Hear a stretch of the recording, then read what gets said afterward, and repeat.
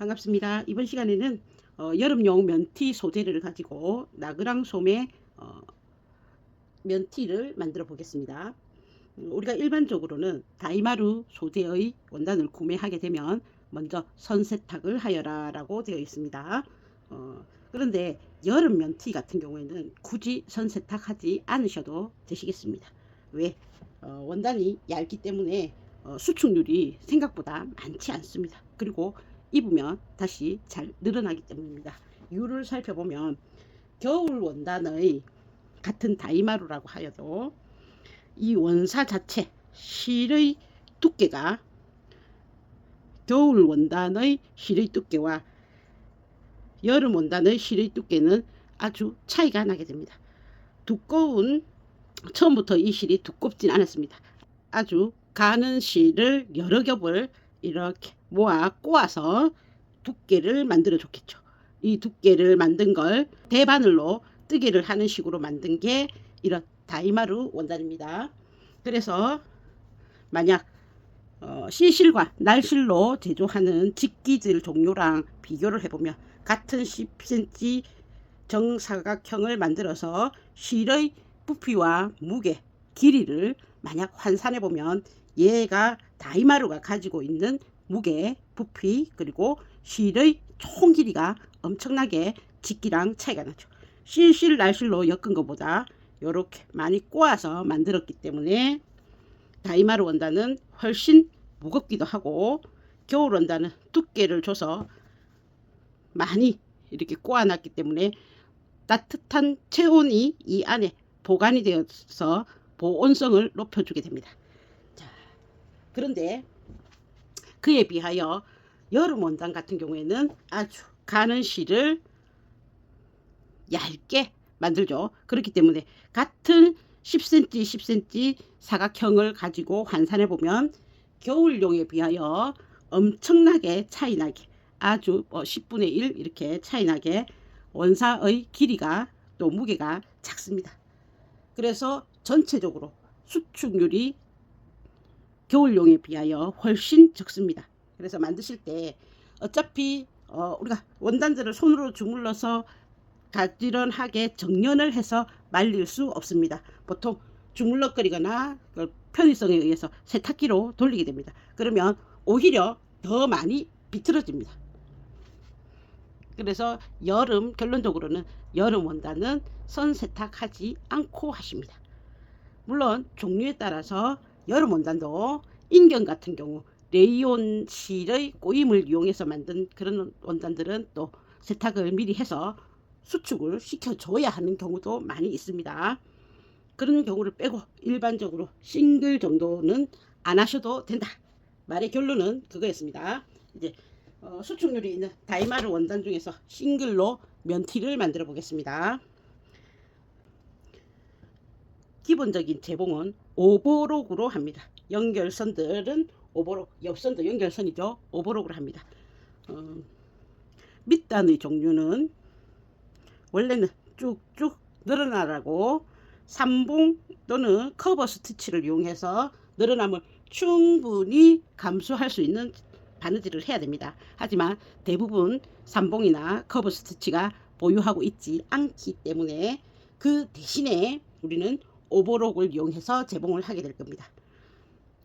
운동복 같은 종류의 활동량이 크고 옷의 부분적 늘어짐, 재봉선 늘어짐이 급격하게 생길 수 있는 옷들은 좀 하기가 어렵지만, 본봉으로만 하기 어렵지만 일반적으로 우리가 입는 생활용 면티는 본봉으로도 가능하시겠습니다. 모든 밑단은 미리 오버록을 해주십니다. 오버록 하셔서 2cm 내지 2.5로 다려주십니다. 접어 다리십니다. 이 오버록 선에 맞추어서 2줄 재봉을 할 겁니다. 만약 가정용 미싱을 쓰시는 분들은 쌍침 바늘을 이용하셔도 되시겠습니다. 자, 그 다음 모든 솔기는 오버록으로 한다고 했습니다. 오버록 중에서 바늘이 2개가 있는 리혼 오버록을 쓰십니다. 가정용도 일반적으로는 바늘이 2개입니다. 그러면 1번 바늘과 2번 바늘이 있죠. 우리가 이렇게 바라봤을 때 1번 바늘, 2번 바늘이 있습니다. 이 1번 바늘 가정용 미싱에서는 1번 바늘이 일반적으로는 직기 바늘이 달려 있을 겁니다. 이 1번 바늘을 가정용 니트 바늘로 교체해 주십니다. 싱글 또는 얇은 면 원단을 주로 하실 거기 때문에, 그리고 운동복처럼 조금 늘어나는 습한 재질의 원단들을 사용하실 거기 때문에 니트 바늘 중에서 초록색 그린팁이나 9호 내지 11호 11호보다는 9호가 훨씬 좋습니다. 왜? 바늘 구멍이 결국은 나기 때문에 작은 9호 바늘을 이용하십니다. 니트 바늘인데 9호 바늘 1번에 교체하십니다. 2번은 오버록이나 그냥 아무 바늘이나 쓰셔도 되시겠습니다. 그 다음 공업용 같은 경우에는 공업용 오버록의 니트 바늘은 별도로 있습니다. 하지만 우리는 그걸 구하기 힘들기 때문에 그냥 오버록 바늘로 이용하십니다. 시접은 오버록 폭에 의해서 결정이 되겠죠. 오버록이 보통 7mm 정도, 8mm 정도의 폭을 가지고 있습니다. 그래서 시접을 1cm로 하지 않고 7, 8mm로 재단하십니다. 그렇게 해서 밑단을 이렇게 한번 쭉 오버록 해주시면 실질적으로는 7mm가 되지 않게 넣을 겁니다. 왜? 직기와 다르게 오버록 하실 때 살짝 늘려서 해야 되기 때문에 실제 7mm가 아니라 더 좁아집니다. 재봉으로 밑단 같은 거 말고 요와 요를 연결할 때는 7mm를 해도 약간의 끊어내는 부분이 생기게 됩니다. 자, 이제 패턴으로 돌아가서 뒷판이 이렇게 생겼습니다. 골선으로 해서 이렇게 높은 암호를 가지고 있습니다. 목선은 좁습니다. 뒷중심에 너치 표시해 주십니다. 소매감을 가져와 보면 소매감에는 이렇게 높은 부위와 낮은 부위가 있습니다. 나그랑 소매는 높은 쪽이 일반적으로 특별한 디자인이 있지 않는 이상 뒷판이 됩니다. 뒷판에 놓으십니다. 그리고 이렇게 접어 놓으십니다. 자기 짝짓끼리 핀을 꽂아 두겠습니다. 끝과 끝이 맞놓이게 놓고 짝짓끼리 핀을 꽂아 주십니다.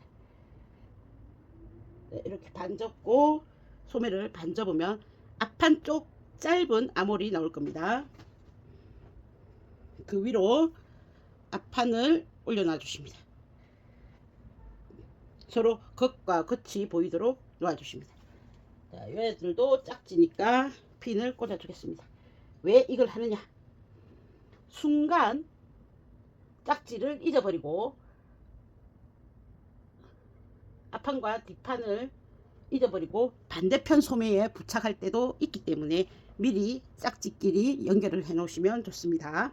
그래서 연결된 선을 오버록 하실 때는 오버록에도 앞면과 뒷면이 있죠. 일정하게 한쪽으로 해주십니다. 일반적으로 나그랑 소매를 할 때 이 소매의 시접은 주로 몸판 쪽으로 넘어갑니다. 좁은 폭이죠.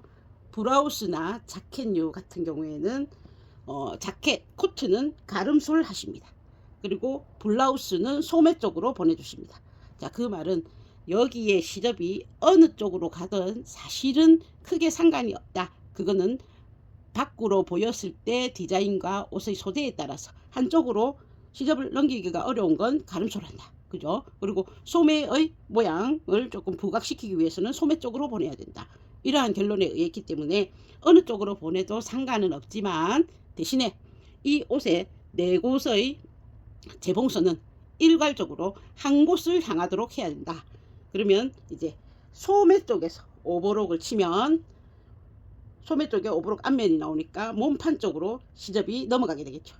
그러면 나는 이렇게 소매 쪽에서 오버록을 쳤다. 그럼 반대쪽은 여기서 이렇게 가야겠죠. 그래야 같은 앞면이 소매에 있게 됩니다. 그래서 어느 쪽을 하든 상관이 없지만 이 소매 하나의 소매에서는 소매의 앞쪽에다 쳤으면 같이 앞쪽으로 치고, 내가 만약에 나는 몸판을 기준으로 할래 하시면 몸판의 앞쪽을 오도록 해주십니다.